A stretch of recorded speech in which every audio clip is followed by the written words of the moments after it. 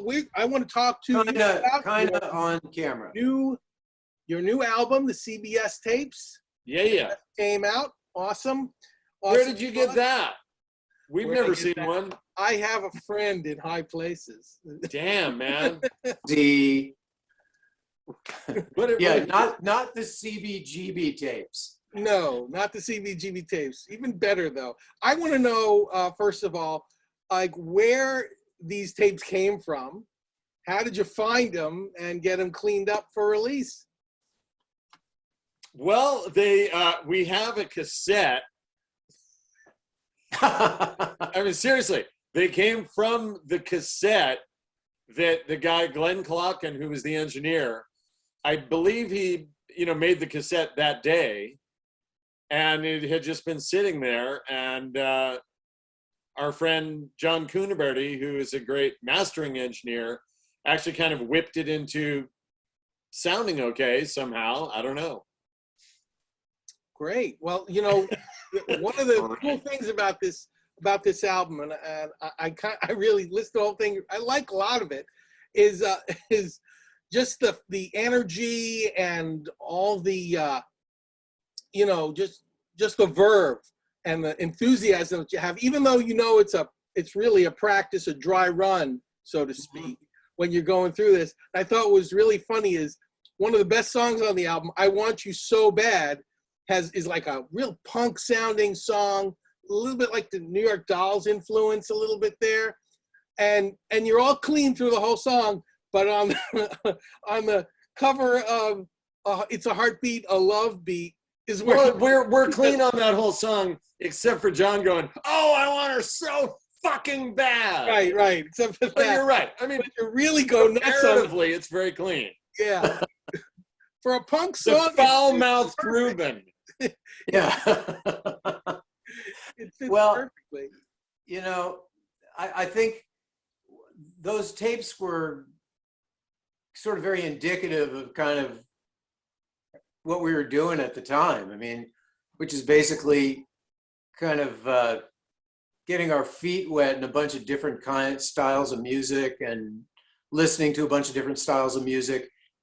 And then the other side of that thing is we were really into bands like Iggy and the Dictators and Frank Zappa, and so and the Sonics, and so there was a lot of that sort of garage punk. Well, it wasn't called punk at the time, so garage influence on us, leading up to that stuff, and it was just part of our makeup, and it seeped out of the cracks while we were doing that. How did the session come together? I mean, were you invited into CBS as part of a demo? I mean, no, we were actually we'd done like a week of recording our first album. Okay. And then I think we took a week off or whatever. I mean, we probably took our equipment and did some gigs because we used to. Basically, we practiced 5 days a week, and then we'd play gigs on the weekend, right? So I think we took a week off, and then we came back in the studio to work on the first album again. And it was like, just set up your equipment. We'll just get tones for tomorrow. In other words, tomorrow we'll start recording for real. But today, just play whatever you want because Glenn's just getting sounds, right? So it was like a sound check. It's a sound check. Yeah, that's exactly right. Yeah. All right. So we checked it, and I think he fixed it for the next day. Yeah. No, it sounds good. I mean, you can tell there's like some studio stuff where the vocals go in and out a little bit on a few songs, but I mean, in general, it's pretty well recorded. I had a question about one song. What is Nusinka Volta? What does that mean? What language? Nuzhnaka Volta. Yes. That's our Russian song. Okay, I wasn't sure of the language. Yeah, our buddy Alex had gotten his degree in Russian literature from Cal, and so we were kind of had this. Tommy had this idea for like sort of a Stax Volt sort of dun dun dun dun dun dun dun dun dun, one of their Right. typical things, and And so I asked Alex to translate the Nothing chorus. to do with I Can't Turn You Loose. Yeah, yeah. But asked Alex to translate the chorus into Russian. So that's what we came up with. What are the original lyrics? What is something I like? need somebody. I need somebody to love. Remember, that was the song we used to use for auditioning bass players. Yes. And remember, we had the one guy. The thing, it was supposed to be a 3-part harmony, right? Right. But this one guy came in and we'd give him the part to sing the third part, and he'd go, I need somebody. Oh yeah, baby, I need somebody. Oh, I'm trying to tell you now. And then we'd go, wait a minute, wait. No, it's just supposed to be actually like a part. You know, this is like a 3-part thing. We're singing together. And I don't know, we tried it like 5 times, and he had a story to tell. Wow. But then there was the other guy. Remember, I'd play a lot better if I could have a beer and smoke a little weed before we start. Oh yeah. That was one of my Beer favorite. and some weed, or I can't get my sound. Yeah. Golf buddies that are willing to say the same thing. But I was, I always thought that was something like about Brezhnev get a new toupee. I thought those lyrics were. Yeah. You may have taken a few liberties. All right. It sounds all cool, but I have to ask you, let me go back just a little bit in time, and let me ask you one question, because you did have an album produced around the 80s, the early 80s, called Party of Two, produced by Todd Rundgren. Mm-hmm. Now, I wanted to ask you, how much was Todd involved in this production, and what was it like if you working with him and on it? Johnny? I mean, I think he was involved. I don't think it was like, it was not a passion project for him. So, it was him and his band producing it. But he was pretty hands-on. And working with Todd is, for us, I just think for the Rubinoos and Todd, it just wasn't a great fit. It turned out, which is surprising because it would seem like it would be a great fit, judging from the thing is, we didn't have a whole band at that point also.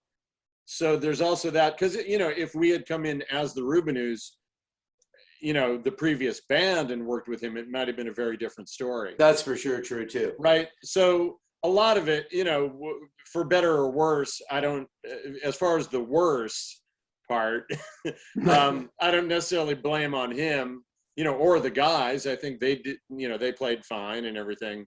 But, John and I had just moved to LA, and it was very strange to not have a full band, That's not what we were used to. Yeah, and also, not being able to really work the material, you go in the studio, you teach it to the guys, they play it. Right. And like I said, I'm not casting any aspersions on the guys at Utopia, but they're not the Wrecking Crew either. They're a band too. And so I'm sure they benefit greatly by, just like us, by being able to practice the stuff a lot and kind of get a feeling for the material. Right. Which is a much different way than, say, like the Wrecking Crew would go in and cut a hit song. I mean, those guys, I don't know, what was going on with those guys that made them able to do that so incredibly on such short preparation, But we're not, at least Tommy and I need a little more. We're not the Wrecking Crew. Well, I don't think it's a bad album. I kind of like it. To be honest, I like all the stuff you guys have produced over the years. And I'm waiting for that giant, box set of everything you ever wanted to know about the Rubinoos to come back. Print. But I want to tell me a little bit about how you got signed by Yep Rock, and and this was the first release from that signing, and how did that come about? Chuck. Yeah, totally. Chuck Prophet introduced us. As a matter of fact, I think we were in Spain. We were in the lobby of a hotel, and he was calling somehow on the iPad and saying, I think I've got this label that, I've been doing stuff with them. I think they might be interested in putting out your first couple albums. And somehow between then, Chuck and I started writing, and all of a sudden it became, oh, they're not going to put out the first album. We're going to make a new album. And Chuck came in as producer. And yeah, I mean, basically, he made that From Home album happen. You know, and he introduced us to them, and you know, thank you, Chuck. Yeah, and Thank you. I also should say, you know, Yep Rock was incredibly accommodating to us about how we wanted to go about it. Because I'm sure in general, most of their bands are, number one, they're probably cheaper in the studio than we were. And number two, they're also kind of, you know, okay, we just go in the studio and make a record. For us, half our budget was spent on rehearsals for that record. Mm-hmm. Wow. And, you know, and in my opinion, that's why I think it's a good record. That work we put into it really took away any kind of floundering that can go on in the studio when you don't have a real concept of the material, you know. So I think that really helped. And Chuck was, I mean, besides the fact of actually logistically getting the deal to happen, I mean, you know, he's a really great to work with. And He came to every rehearsal. Well, yeah, I mean, Yeah. I read about how he was a big super fan before he was even your producer. How did you end up meeting Chuck Prophet in the beginning? We'd known him for a long time in Berkeley. I mean, when we were coming up, he was kind of this kid, you know, because we'd see him at like Subway Guitars, and you know, and then he was in the band Bad Attitude, and just, you know, we'd sort of known him from around town. And then John and I moved to LA, and I remember seeing like the Green on Red records, and wait a minute, isn't that kid? And you know, so sort of knowing that. But then years later, our friend Gary Phillips, who produced our first two albums, he started sending me, you know, CDs that had, sometimes would have, you know, a few Chuck songs on there. And I was going, that's Chuck Prophet? God, that's really good, you know? And so I went to see him play a couple times, and we talked after the show, and it was like, you know, oh, we should get together and write sometime. And, you know, but the thing is, we don't live real close to each other. But then Chuck, being Chuck, called and said, we got to get a date on the books. I'm coming up there. We're going to write, you know, and he's very proactive, which has been really good for us, you know. So he kind of We jump-started. tend to be a little bit lazier. Yeah, he kind of jump-started things for you guys, I guess. Yeah. But yeah, I mean, I think he's certainly the catalyst behind it. But like I said, I mean, Yep Rock's been really great as far as accommodating us, and you know, they were, you know, unfortunately that record got wailed on by COVID, you know. And you know, which is just like everybody. Yeah. But you know, it's I think we're going to just start, when we start playing again, we're just going to say, this is our new album. Too bad. I don't care if it can't. So, I love that. You know, Yeah. full force straight ahead. Well, So- you know, we did like 5 gigs where we were doing a lot of material from that record right before everything shut down. And, so you know, it was fun, man. It was a blast to have, you know, new material, and it was a lot of fun to play, and was really set up for the 4-piece lineup, you know. So it was just great. And excellent. like I said, we'll just start again. Yeah, Sorry, this is the new album. Here we go. I gotta ask, how's Al Chan doing? Much better. Thank you. I know he had Yeah, health I mean, he's scare. doing pretty well. He's been practicing a lot. I know that.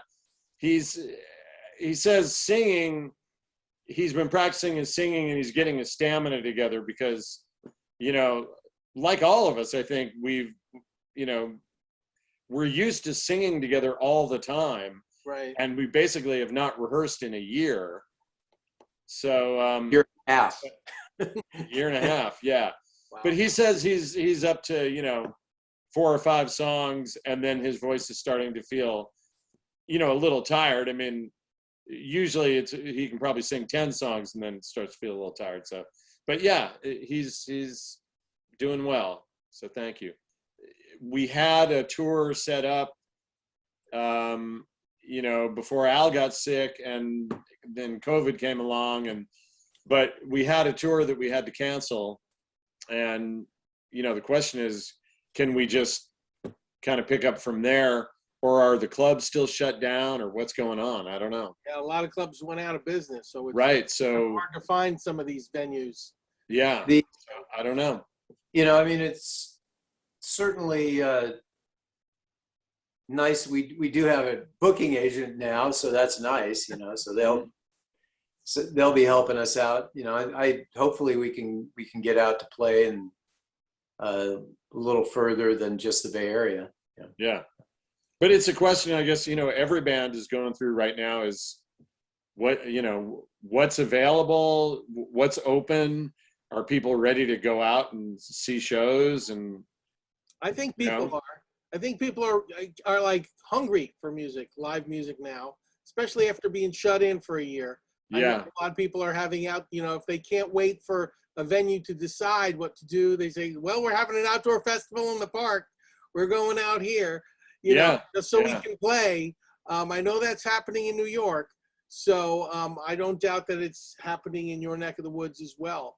I wanted to definitely thank you for this interview. And everyone, don't forget the Rubinoos. How come we don't get one of those? I don't know.